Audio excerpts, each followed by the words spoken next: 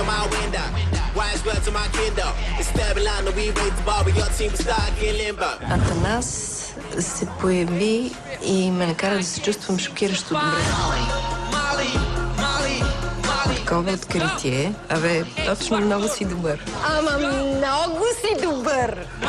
Много! Мерси! Най-слабото изпълнение на Атанас беше в къщата на съдиите. Той буквално се сгромоляса. Не знам по каква причина, но нито един момент не съм имала на колебание, че трябва да взема това момче със себе си до големите концерти. Когато му дадох да пее Енрике Иглесиас Hero, изобщо не можеше да повярва, че едва ли не така съм го предала. След първата си вокална репетиция, той излезе с откритието, че всъщност толкова много му е харесало, че директно ми обеща, че ще се справи с тази песен, както и направи. Да прескочи страха от това да запее. Се оказа и най-силният му момент. Ако вкарате Джей-Зи в X Factor и го накарате да изпее Енрике Иглесиас, вероятно той няма да се справи изобщо добре. Джей-Зи е един от владетелите на световния музикален бизнес.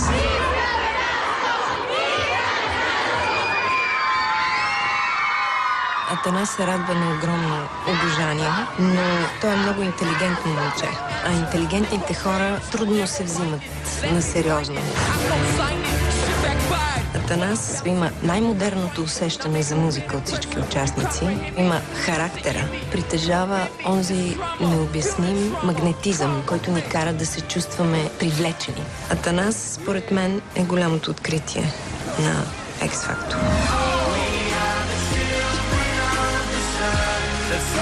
Атанас Колев.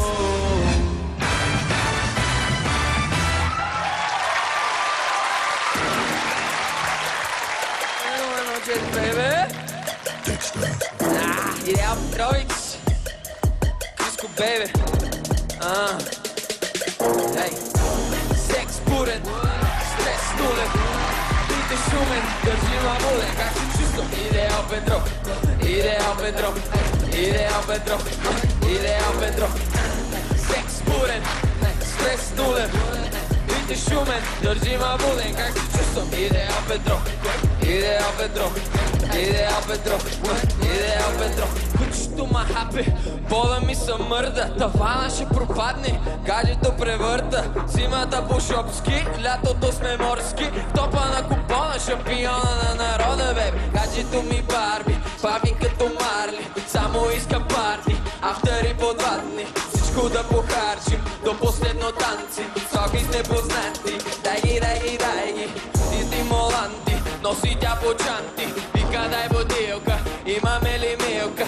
Ще ма побърка, виша мале, само да ми падне, докато припадне.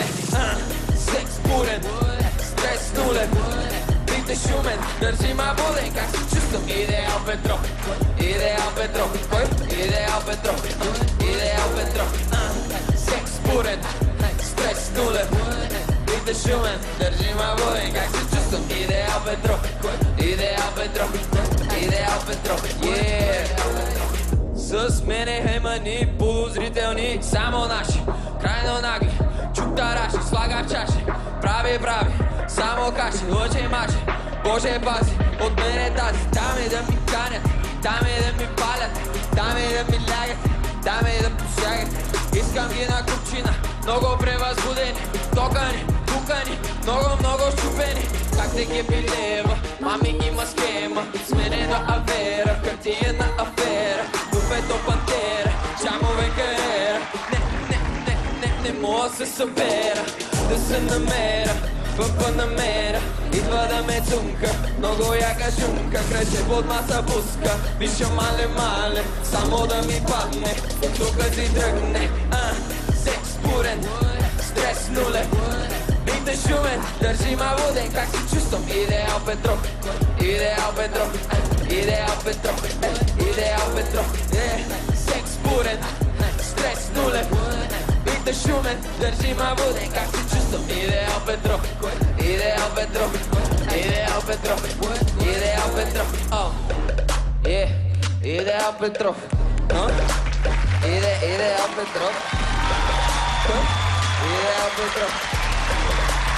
Идеал Петров.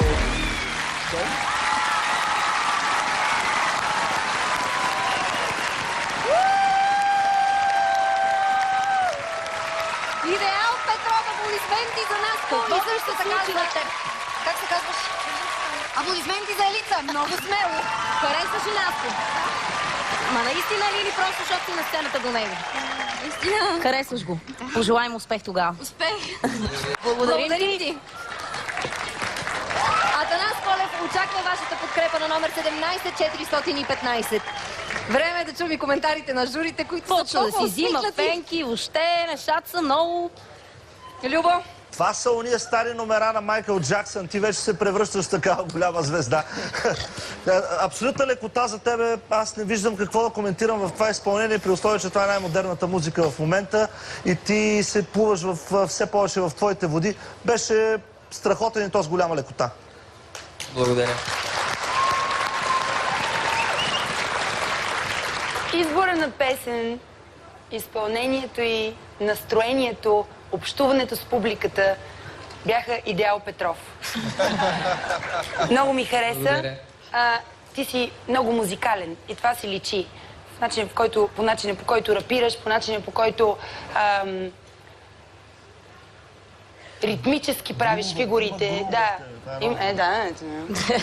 Понеже не искаме да използваме много музикантски термини, Да. Добре. но грува е онова чувство, което те кара да... И това, което... Баунс. Това, което много ми хареса, е, че ти умееш да рапираш както на шопски, с много твърда реч, така и на варнянски. Мисля, че това беше една чудесна песен, в която ти се чувстваше комфортно с всички, с цялото това произношение. Беше супер. Браво! Благодаря. Заки, кажи, че... Ами Наско, аз очаквах с голямо нетърпение отново да те чуя да рапираш на български.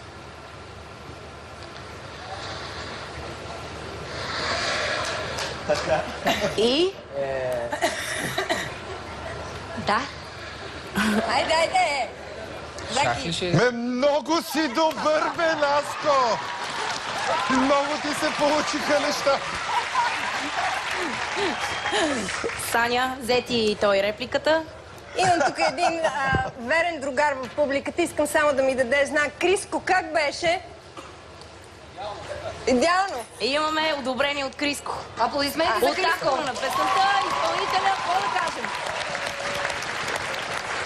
Насе, с тебе сме си говорили за положителните неща от славата. Фенките, това да те харесват всички, но има и отрицателна страна. С жълтите вестници ще свикнеш, но днес на твоята фейсбук страница ти получи некролог, направен от, може би, твои връстници. Как се справяш с това нещо и какво искаш да им кажеш на тия млади хора? Млади хора. Ами предполагам, че са млади. Млади социопати. И аз искам нещо да им кажа. Кажете им. Защото това минава всякаква граница. Да, много е гадно. Много е гадно и в същото време днеска точно си говорихме. Атанасе, X-фактор е за тебе преждевременно порастване. Той обаче прави едно много хубаво нещо за тебе. Той изгражда една психологическа имунна система, която е изключително важна за всеки артист. И това със сигурност ще ти помогне за в бъдеще. Така че изобщо не се впечатлявай от цялата тая омраза, която явно е провокирала този, според мен, е брутален и по-детски жесток акт. Какво би им казал ти? Защото ти си техен връстник и ти очевидно не мислиш така, ти мислиш като победител. Какво би казал на тези хора, които видимо и те искат да са победители, но нещо не им се получава? Ами, какво да им кажа? Значи аз съм... Опита ми е тук на сцената. В смисъл, за първи път съм на такава голяма сцена и научих едно нещо със сигурност. И това е, че колкото повече те обичат, толкова повече те мразят. И аз съм на 16 години и ставам на миш-маш да пътувам и така нататък. Защото просто съм тук да се забавлявам и искам да успея. Не съм направил на никого нищо лошо. И искам да им кажа просто, не знам, да се засрамят, защото не знам как ще чувстват техните майки и бащи и роднини, ако те получат такова нещо за тях, ако те го видят. Защото на моите майка и баща не им е приятно. Аплодисменти за Наско. И вместо да се занимавате с глупости, по-добре взимайте пример от това момче. Наско е спортист и математик, който никога преди това шоу не е имал сериозни сценични изяви. Но Наско много бързо се научи какво е да си звезда на сцената. Научи се, защото има X-фактор. Научи се, защото има желание. Научи се, защото иска да успее. Високото момче от Варна очаква вашите гласове, за да се класира на големия финал.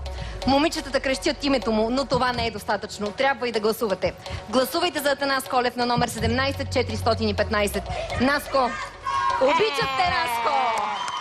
И аз ви обичам. Успех, Наско, благодарим ти.